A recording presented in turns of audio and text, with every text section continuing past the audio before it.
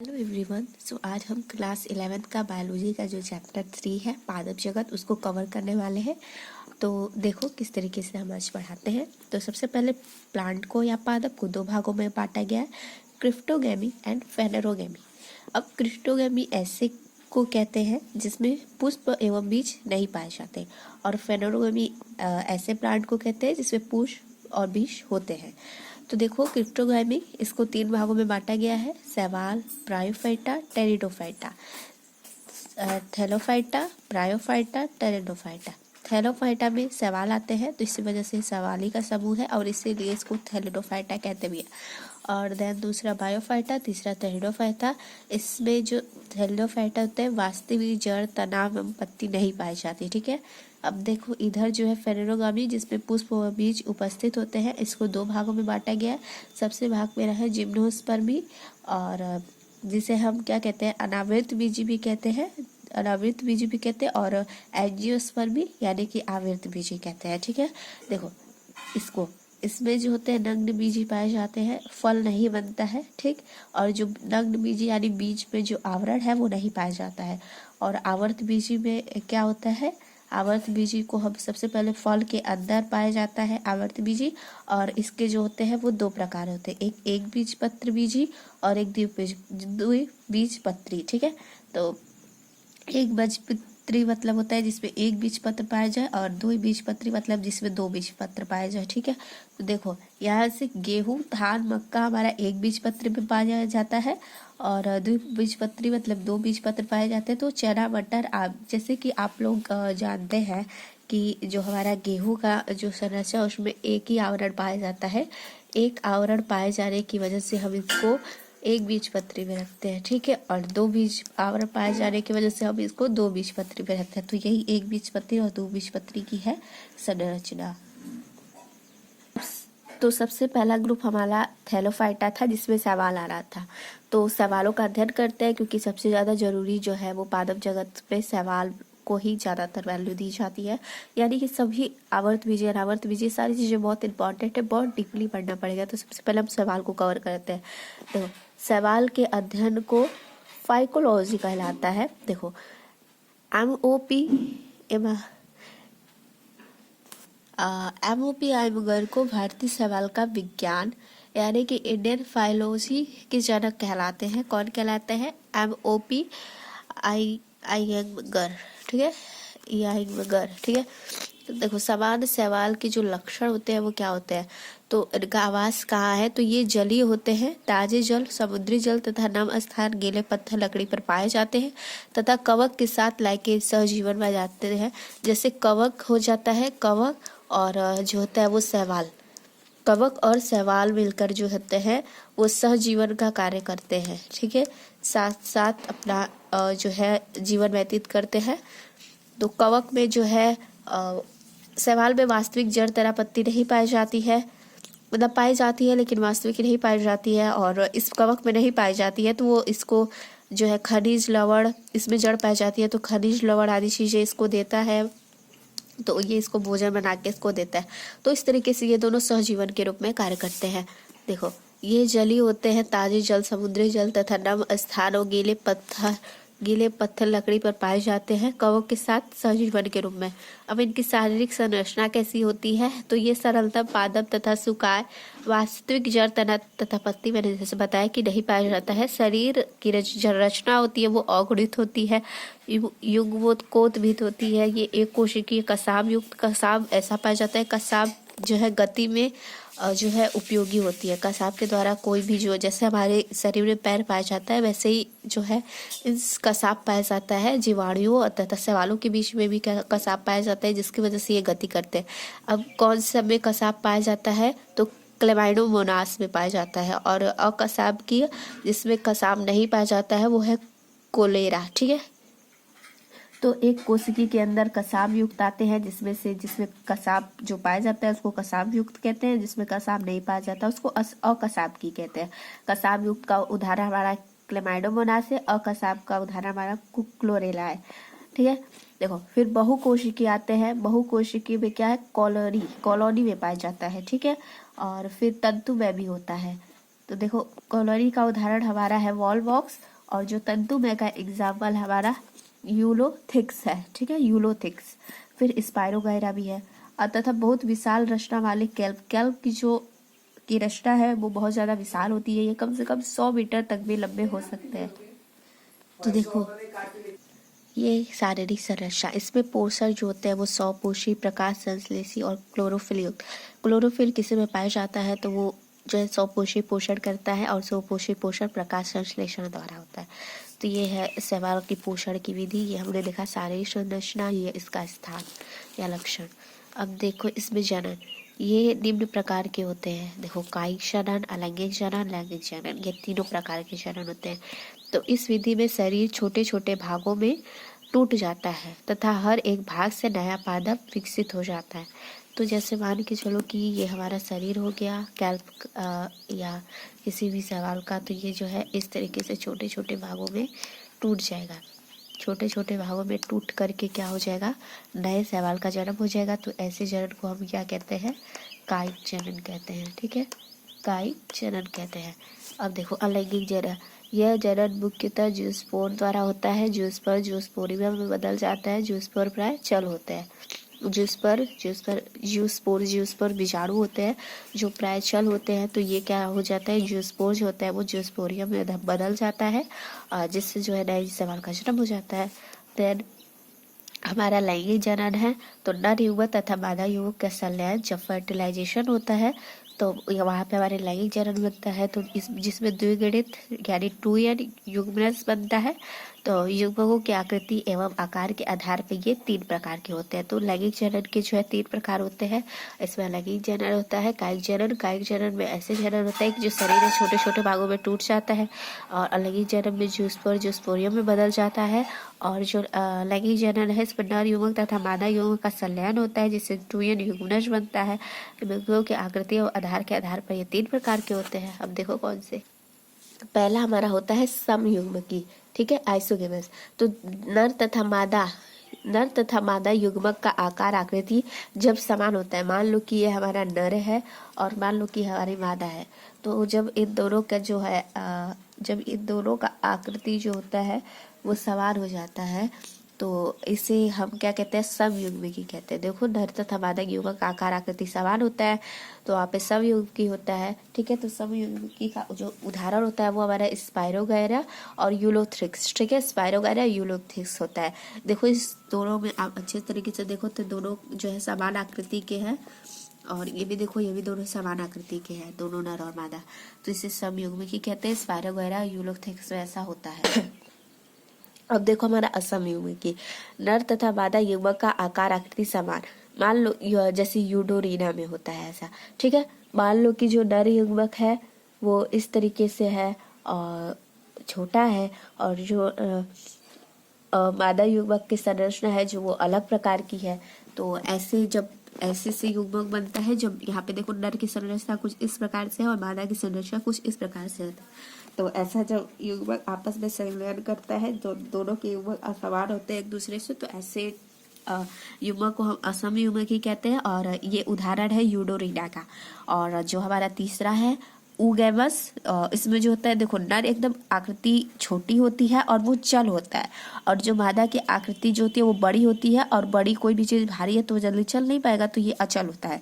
देखो इसके अंदर नर युग्मक छोटा तथा गतिशील होता है, जबकि मादा युग्मक काफी बड़ा तथा स्थिर होता है। इसका उदाहरण हमारा है वॉलवॉक्स और फ्यूकस। तो समयुग्मकी का उदाहरण हमने क्या देखा था, स्पाइरोगैरा और यूलोथिक्स। असमयुग्मकी का उदाहरण यूडोरीना, और ऊगैमस का उदाहरण हमारा है वॉलवॉक्स और फ्यूकस। देखो अब हम शैवालों का आर्थिक महत्व जानेंगे। तो पृथ्वी पर होने वाला आधा कार्बन स्थिरीकरण यानी कि कार्बन फिक्साइजेशन का या प्रकाश संश्लेषण शैवाल द्वारा ही किया जाता है, तथा इसे निकलने वाली ऑक्सीजन अनेक वातावरण में छोड़ दी जाती है। अब किसी भी वातावरण में ऑक्सीजन है तो वो शुद्ध वातावरण कहलाती है मनुष्यों के लिए या सभी प्राणियों के लिए। तो यही काम करता है कि पृथ्वी पर होने वाला आधा कार्बन का जो स्थिरीकरण होता है या प्रकाश संश्लेषण होता है वो सब शैवालों द्वारा ही होता है। देखो खाने के रूप में उपयोगी शैवाल भी होते हैं, मतलब ऐसे भी शैवाल है जिसको जो मनुष्य है वो खाने के रूप में भी प्रयोग करता है, जैसे हमारा पोरोफायरा हो गया, लेमिनेरिया हो गया, सारगेशम हो गया तथा उन 70 प्रजातियों में से एक है। 70 प्रजातियों में से 3 जो है वो खाने वाले हैं, पोरोफाइरा, लेमिनेरिया, सारगेशम। ओके, ये सब खाने वाले सवाल है। ये सब इम्पोर्टेंट पॉइंट है, आप अच्छे से इसको नोट कर लो। और कुछ भूरी सवाल और लाल सवाल जैसे एल्गिन भूरी सवाल होती है और केराजिन लाल सवाल जैसे पदार्थ होते हैं। देखो, कुछ भूरी और लाल सवालों से एल्गिन, कुछ भूरी सवाल होती है, कुछ लाल सवाल होती है। अब जो हमारी भूरी सवाल है उसको हम लोग क्या कहते हैं, एल्गिन कहते हैं, और जो हमारी लाल सवाल है उसको हम क्या कहते हैं, केराजिन कहते हैं। तो भूरी सवाल को एल्गिन और लाल सवाल को केराजिन, तो इस तरीके से होता है। ठीक है, देखो कुछ ऐसे सवाल भी होते हैं जिसका उपयोग हम आइसक्रीम जेली बनाने में करते हैं, जैसे आगार हो गया। देखो आगार जो होता है वो जेलेडियम और ग्रेसलेरिया सवाल से प्राप्त किया जाता है, और जिसका उपयोग हम आइसक्रीम जेली बनाने तथा जिसका उपयोग हम सूक्ष्म जीवों को उगाने के लिए किया जाता है। ठीक है, तो आगार ऐसा है जिसमें जो जेलेडियम और ग्रेसिलिया सवाल से पाया जाता है। किस सवाल से, जेलेडियम और ग्रेसिलिया। ठीक है, और जिसका उपयोग हम आइसक्रीम जेली बनाने में करते हैं और सूक्ष्म जीवों को उगाने में कहते हैं। फिर देखो क्लोरेला जो होता है वो एक कोशिकीय शैवाल जिसमें प्रोटीन अधिक पाया जाता है, अंतरिक्ष यात्रियों द्वारा भोजन के रूप में प्रयोग किया जाता है। जैसे आप लोग सोचते होंगे कि अंतरिक्ष में भोजन मिलता नहीं है, तो जो अंतरिक्ष यात्री है वो इतने दिनों तक कैसे जीवित रह सकते हैं। तो ये जो क्लोरेला है वो एक कोशिकीय शैवाल होता है जिसमें बहुत ज़्यादा मात्रा में प्रोटीन पाया जाता है, जो उनको सुरक्षित रखेगा, उनको न्यूट्रिशन या प्रोटीन प्रदान करेगा अधिक मात्रा में। तो अंतरिक्ष यात्री क्लोरेला का ही उपयोग करते हैं, और ये 1 नंबर का क्वेश्चन पेपर में दे देता है कि अंतरिक्ष यात्री भोजन के रूप में किस शैवाल का प्रयोग करते हैं, तो वो हमारा आंसर क्लोरेला हो जाएगा। देखो सवालों का वर्गीकरण 3 भागों में किया गया है, क्लोरोफाइसी, फियोफाइसी, रोडोफाइसी। ठीक है, 3 प्रकार से सवाल का वर्गीकरण किया गया है। तो सबसे पहले हम क्या समझेंगे, सबसे पहला हमारे क्या है, क्लोरोफाइसी, जिसको हम हरित सवाल भी कहते हैं, फियोफाइसी, रोडोफाइसी। 3 प्रकार के सवाल के बारे में। तो देखो क्लोरोफाइसी में एक कोशिकीय सवाल जैसे क्लेमाइडोमोनास और कॉलोनी, उदाहरण वॉलवॉक्स या तंतुमय होते हैं। तंतुमय में स्पाइरोगाइरा हो गया, ये 100 पोषी होते हैं तथा इसमें क्लोरोफिल ए एवं क्लोरोफिल बी वर्णक क्लोरोप्लास्ट हरित लवक पाए जाते हैं। क्लोरोप्लास्ट डिस्क के आकार या प्लेट की आकार के जाल रूपी, कप रूपी या रिबन जैसे होते हैं। इसमें संचित भोजन स्टार्च तथा तेलीय बूंदों के रूप में होता है। इसमें पाइनाइड जो प्रोटीन और स्टार्च का बना होता है पाया जाता है, और हरित लवक में स्थित होता है, जो कि हरित लवक में पाइनाइड स्थित होता है, प्रोटीन और स्टार्च का बना हुआ। इसकी कोशिका भित्ति दृढ़ होती है, जो अंदर सेलुलोज और बाहर की तरफ फ्रक्टोज से ढकी रहती है। क्लोरोफाइसी में हमने क्या पढ़ा, तो क्लोरोफाइसी सबसे पहले एक कोशिकीय होते हैं और बहुकोशिकीय भी होते हैं, जैसे वॉलवॉक्स हो गया, एक कोशिकीय में हमारा क्लेमाइडोमोनास हो गया, और कॉलोनी में भी पाए जाते हैं वॉलवॉक्स, तंतु में होते हैं स्पाइरोगैरा, और फिर ये इसमें क्लोरोफिल ए भी पाया जाता है, क्लोरोप्लास्ट हरित लवक पाया जाता है। अब क्लोरोप्लास्ट जो होता है वो डिस्क रिबन के आकार की, कप रूपी या प्लेट के आकार की संरचना होती है। इसमें संचित भोजन स्टार्च एवं तेलीय बंधों के रूप में होता है, जिसे हम क्या कहते हैं, इसमें पाइनाइड पाया जाता है, प्रोटीन और स्टार्च का बना होता है पाइनाइड, वो पाया जाता है, जो हरित लवक में स्थित होता है। इसकी बाहरी भित्ति दृढ़ होती है, जो अंदर की सेलुलोज और बाहर की तरफ फ्रक्टोज से ढकी रहती है। अब जो हमारा क्लोरोफाइसी में जनन जो होता है वो हरित लवक में जनन इसका होता है, और 3 प्रकार से, कायिक जनन, अलैंगिक जनन, लैंगिक जनन। कायिक जनन खंडन विधिवत द्वारा यानी कि टूट जाता है, और जो अलैंगिक जनन होता है कसाप युक्त मतलब कि फ्लैजेला जियोस्पोर द्वारा होता है। जियोस्पोर मतलब विषाणु ही समझ लो, तो जियोस्पोर विषाणु द्वारा होता है। लैंगिक जनन 3 प्रकार से होता है, समयुग्मकी, असमयुग्मकी, अंडयुग्मकी, जैसे हम oogamous भी कहते हैं। तो देखो इसका उदाहरण हमारा क्लेमाइडोमोनास है, वॉलवॉक्स है, स्पाइरोगाइरिया है और यूलोथिक्स है। अब जल्दी से कमेंट करके बताओ कि स्पाइरोगाइरिया और यूलोथिक्स कैसे होते हैं, इसकी संरचना कैसी होती है, एक कोश के होते हैं या बहुकोश के होते हैं, कैसे होते हैं, कमेंट में बताओ। ओके चलो, तो देखो फियोफाइसी, ये हमारा दूसरा सवाल का वर्गीकरण है। अब देखो यहाँ पे पहला पढ़ लिया क्लोरोफाइसी, अब हमारा दूसरा फियोफाइसी। तो देखो इसको हम भूरी सवाल भी कहते हैं, ठीक है, इसको भूरी सवाल भी कहते हैं। और देखो सबसे पहले मैं बता दूं थोड़ा सा जानकारी के लिए कि देखो क्लोरोफाइसी में जो है वो ए और बी जो है वो पाया जाता है, क्लोरोफिल और फियोफाइसी में ए और सी पाया जाता है, और रेडोफाइसी में ए और डी क्लोरोफिल पाया जाता है। तो इस तरीके से आपको याद करना पड़ेगा। तो देखो, फियोफाइसी जिसको हम भूरी सवाल कहते हैं, यह मुख्यतः समुद्री लवणी जल में पाए जाते हैं। यह सरल शाखित तंतु में जैसे एक्टोकार्पस से लेकर संवहन शाखित होते हैं। शाखित मतलब जैसे तंतु में है ना, जैसे कि मान लो कि ये पतला सा है, और फिर शाखित मतलब कि एकदम ऐसे करके शाखा में है, तो उसको हम लोग शाखित कहते हैं। तो देखो, शाखित भी होता है और पतला भी तंतु में भी होता है। देखो, तो जो हमारा ये सरल शाखित तंतु में एक्टोकार्पस है, और सघन मतलब कि एकदम घना और शाखित जैसे कैल्प होता है। कैल्प 100 मीटर इसकी लंबाई होती है, आपको याद रखना पड़ेगा इसको। देखो, तो एक्टोकार्पस जो है तंतु में होते हैं, शाखित होते हैं, और सघन शाखित हमारा कैल्प होता है। इसमें क्लोरोफिल, देखो हमने बताया था ना, क्लोरोफिल ए, सी एवं कैरिटिनाइड एवं जेदे वर्णक पाया जाता है। इसका भूरा रंग फ्यूकोजैंथिन के कारण होता है। ये बहुत ज़्यादा आपको याद करना पड़ेगा कि इसका भूरा रंग किसके कारण होता है। फ्यूकोजैंथिन के कारण इसका जो रंग होता है वो भूरा होता है। इसमें देखो, संचित भोजन मैरिटॉल और लेमिनिन के रूप में होता है। कोशिका भित्ति सेलुलोज की बनी होती है, जिसके बाहर एल्जील का आवरण पाया जाता है। पौधा प्राय आधार से एक संलग्न का आवरण होता है। पौधा प्राय आधार से एक संलग्न द्वारा जुड़ा होता है, जिसमें एक वृत्त तथा एक पत्ती जैसी फ्रॉड होता है, जिसमें प्रकाश संश्लेषण होता है। सो हमने इसमें क्या क्या पढ़ लिया। हमने इसमें पढ़ा कि जैसे कि उसमें आवरण किसका, सेल्यूलोज का पाया जाता था, और हमारा इसमें आवरण देखो सेल्यूलोज का और फ्रैक्टोज का पाया जाता था, फ्रैक्टोज का। लेकिन इसमें जो आवरण है वो एल्जीन का पाया जाएगा और सेल्यूलोज का पाया जाएगा। देखो, एल्जीन का पाया जाएगा और सेल्यूलोज का। और उसमें हमने देखा कि क्लोरोफिल एसी पाया जाता था, ठीक है। इसमें क्लोरोफिल एसी के साथ साथ कैरिटिनॉयड और जेंथोफिल वर्णक भी पाया जाता है। उसमें बस क्लोरोफिल वर्णक पाया जाता था, लेकिन यहाँ पे कैरिटिनॉयड और जेंथोफिल दोनों वर्णक यहाँ पे पाया जा रहा है। इसका बुरा रंग फ्यूकोजेंथिन के कारण हो रहा है। देखो, उसमें संचित भोजन कैसा होता था, स्टार और तेलीय बुंदों के रूप में होता था, लेकिन इसमें मेरिटॉल और लेमिनेरिन के रूप में होता है। ओके। और देखो, यहाँ पे जो है पत्ती में या पत्ती जैसी संरचना होती थी उस फियोफाइस हमारी जो है क्लोरोफाइसी में। लेकिन यहाँ पे देखो, यहाँ पे क्या हो रहा है, यहाँ पे पौधा प्राय एक आधार से संलग्न द्वारा जुड़ा होता है, जिसे वृत्त तथा पत्ती जैसा भाग होता है। ठीक है, वृत्त या पत्ती जैसा भाग होता है, जिसमें प्रकाश संश्लेषण होता है। यानी कि इसमें प्रॉपर पत्ती नहीं पाई जाती, पत्ती जैसा भाग होता है, अवृद्ध होता है, जिसमें हमारा प्रकाश संश्लेषण होता है। ठीक है, और इस पत्ती जैसे भाग को हम क्या कहते हैं, फ्रॉन्ट कहते हैं। देखो, कुछ इस प्रकार से हमारी संरचना है। यहाँ पे वृत्त है, यहाँ पे फ्रॉन्ट है, और यहाँ पे प्रकाश संश्लेषण हो रहा है। ठीक है, यही देखो यहाँ पे भी है, ये स्टाइप है, ये होलोटेस्ट है, ये फ्रॉन्ट है, ये हमारा क्या है, इस साइड बोर्ड एस है।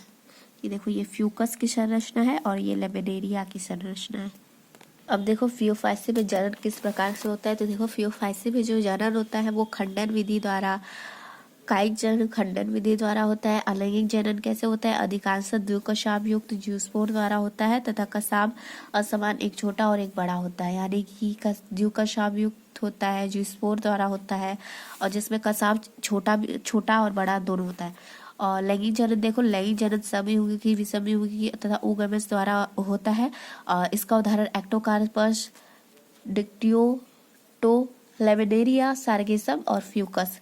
ठीक है, तो ये हमारा 3 है, एक्टोकार्पस, डिक्टियोटो, लेमिनेरिया, सार्गेसम। और सवाल का जो आखिरी भाग है वो हमारा रोडोफाइसी है, जिसे हम लाल सवाल भी कहते हैं। देखो, ये भी क्या पाए जाते हैं, ये भी लवणी जल समुद्री में गर्म स्थान पर पाए जाते हैं। यह कम